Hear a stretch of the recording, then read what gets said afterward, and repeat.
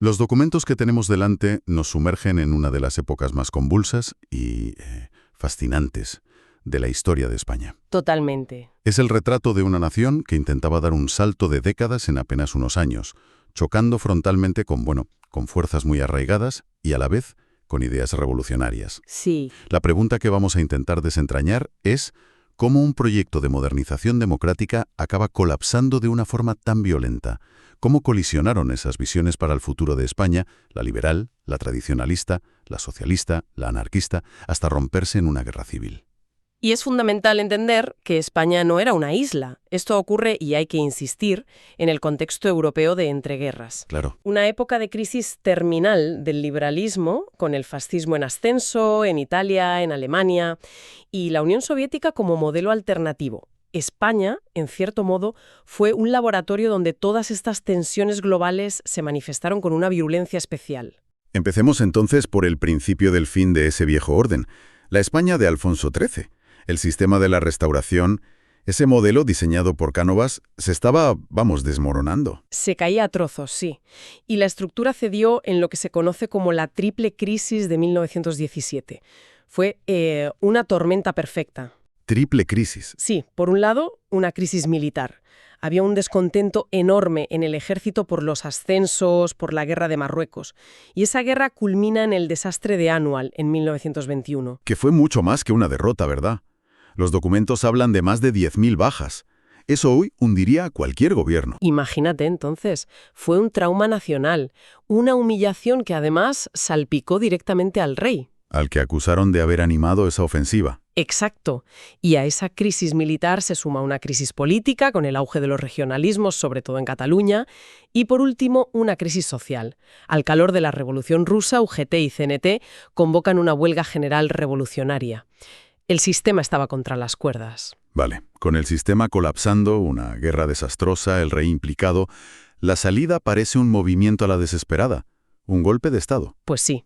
En 1923, Alfonso XIII apoya el golpe del general Miguel Primo de Rivera, y esto conecta directamente con una ideología reaccionaria. O sea, no quería reformar el sistema, sino acabar con él. Liquidarlo. Su objetivo era restaurar el orden sagrado, la disciplina, era autoritarismo puro. Suspendió la Constitución, prohibió los partidos, creó un partido único. La Unión Patriótica. Eso es. Y, por supuesto, reprimió duramente al movimiento obrero, sobre todo a la CNT, y a los nacionalismos. Un intento de poner el reloj hacia atrás a la fuerza. Pero eso no suele funcionar. Funcionó un tiempo por la buena coyuntura económica de los felices años 20, pero fue un espejismo. El crack del 29 golpeó la economía. Primo de Rivera perdió apoyos y dimitió en 1930. Y el rey queda completamente desprestigiado. Totalmente. Intenta una vuelta a la normalidad y convoca unas elecciones municipales en abril de 1931, que, en la práctica, se convierten en un referéndum sobre la monarquía. ¿Y el resultado fue? Incontestable. Los partidos republicanos arrasaron en las grandes ciudades y el 14 de abril de 1931 se proclama la Segunda República. Nace una nueva España. Pero, ¿qué tipo de España se quería construir? Porque no era una simple democracia liberal. Ahí está la clave. No, para nada. El primer gobierno fue una coalición de republicanos de izquierdas, como Manuel Azaña, y socialistas del PSOE. Su agenda era de una modernización aceleradísima. Inspirada en la Constitución de Weimar, en Alemania. Sí, la propia Constitución de 1931 ya definía a España como una república democrática de trabajadores de toda clase. Eso ya era toda una declaración de intenciones. Vamos, lo que decíamos, un intento de hacer una revolución por decreto. Pero al intentar cambiarlo todo a la vez, religión, ejército, la tierra, el Estado, ¿no se arriesgaban a crearse demasiados enemigos al mismo tiempo? Ese es, visto ahora, el gran dilema del bienio reformista. Tenían prisa y empezaron por el pilar más fuerte, la Iglesia. Un Estado laico. Un Estado laico, fin del control de la Iglesia sobre la educación, expulsión de los jesuitas. Atacar a la Iglesia en la España de los años 30, eso es ir a por uno de los pilares de la identidad nacional para muchísima gente. El conflicto estaba servido, claro, y estalló casi de inmediato. La carta del cardenal Segura apoyando al rey, la quema de conventos. Se abrió una herida que ya no iba a cicatrizar. Y después de la Iglesia, a por el ejército. Parece que Azaña iba tachando de una lista a los poderes fácticos. ¿Qué hicieron con el ejército? Pues su plan era crear un ejército más pequeño, moderno y sobre todo leal a la República. Para ello ofreció el retiro con sueldo íntegro a los oficiales que no quisieran jurar lealtad. ¿Y muchos se sintieron Apartados. humillados? Y ese descontento acabó en el golpe de Estado fallido del general Sanjurjo en 1932. Fue el primer aviso serio. Y mientras intentaban controlar a los viejos poderes, también abrían frentes nuevos. El Estatuto de Autonomía para Cataluña o, y esto me parece fascinante, los derechos de la mujer. Sin duda, se legalizó el matrimonio civil, el divorcio, pero el gran debate, el que partió incluso al bloque progresista, fue el sufragio femenino. Espera, que esto es increíble. Tenemos a Clara Campoamor, una diputada progresista, pidiendo el voto para la mujer. Sí, Y a Victoria Kent, otra diputada progresista, oponiéndose. ¿Por qué? ¿Cuál era el miedo? el miedo era puramente táctico. Creían que las mujeres, por la influencia de la Iglesia, votarían masivamente a la derecha y pondrían en peligro la República. Un argumento pragmático, pero Pero el argumento de Campoamor fue de principios democráticos. Fue un debate brillantísimo y lo zanjó con una frase para la historia. No cometáis un error histórico. Y ganó. Iglesia, ejército, modelo territorial, pero los documentos sugieren que la batalla más grande, la que tocaba el hueso de la estructura social, era la reforma agraria. Porque lo era solo economía.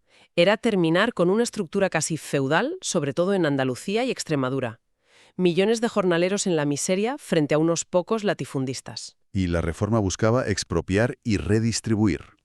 Una tarea, vamos, monumental. Exactamente. Y esa fue su tragedia.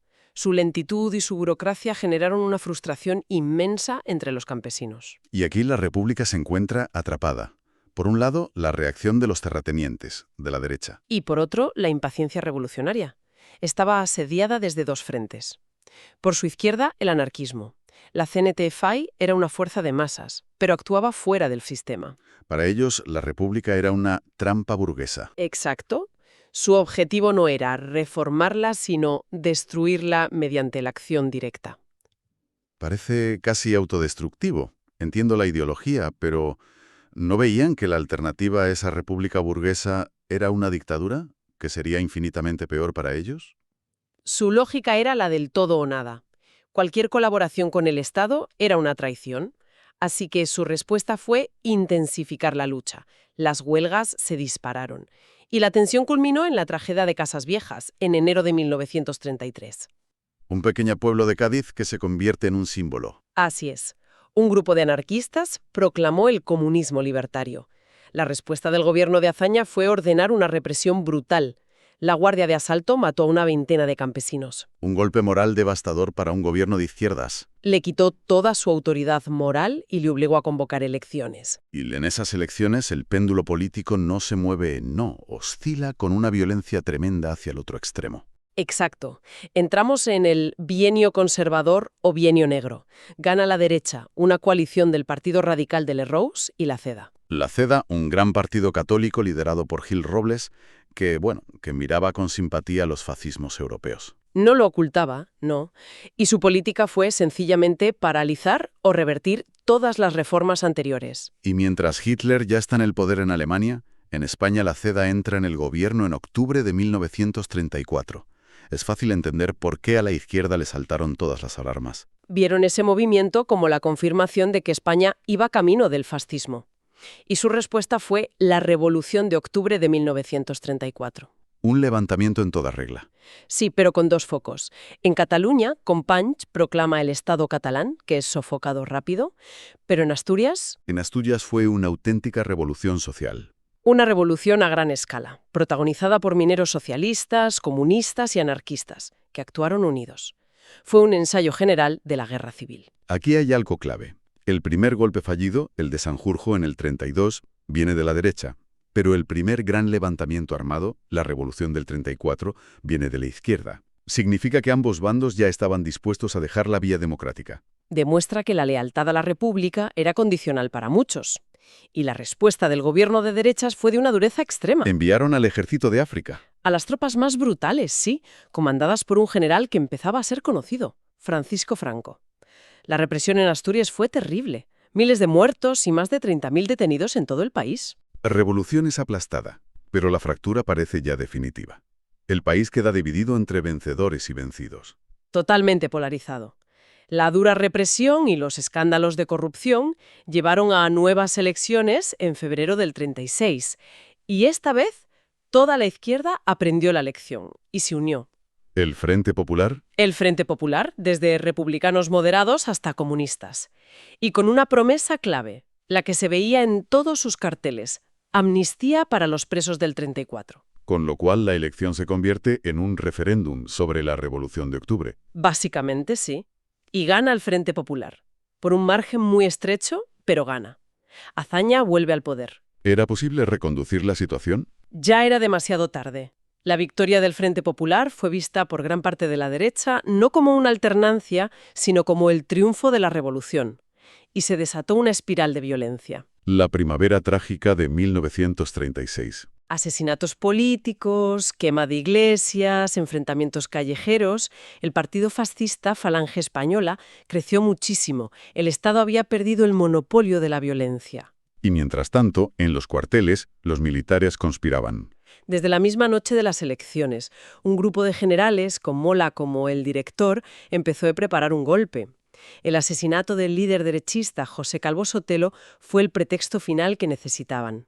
Y el 17 de julio empieza el levantamiento en Marruecos. Sí, pero el golpe no triunfa. Y ese es el hecho decisivo. Es el hecho clave. Fracasa en su objetivo de tomar el control de todo el país. El gobierno republicano, gracias a la movilización de las milicias obreras, consigue sofocarlo en Madrid, Barcelona, las grandes ciudades. Y el resultado es un empate catastrófico. Una moneda que cayóle canto.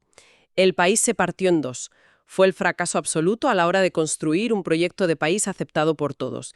Y ese fracaso sumió a España en una guerra civil de 3 años. Los documentos, al final, lo que detallan es un experimento democrático que colapsa por el peso de sus propias ambiciones y por las divisiones de una sociedad que no encontró un terreno común. Y nos deja con una reflexión final. Considerando ese choque brutal de ideologías, tradición y modernidad, centralismo y regionalismo, propiedad y colectivismo, ¿qué revela la experiencia española sobre la fragilidad de la democracia cuando las reglas del juego dejan de ser aceptadas por todos? ¿Qué nos dice sobre ese punto de no retorno en el que el adversario político se convierte en un enemigo al que hay que exterminar?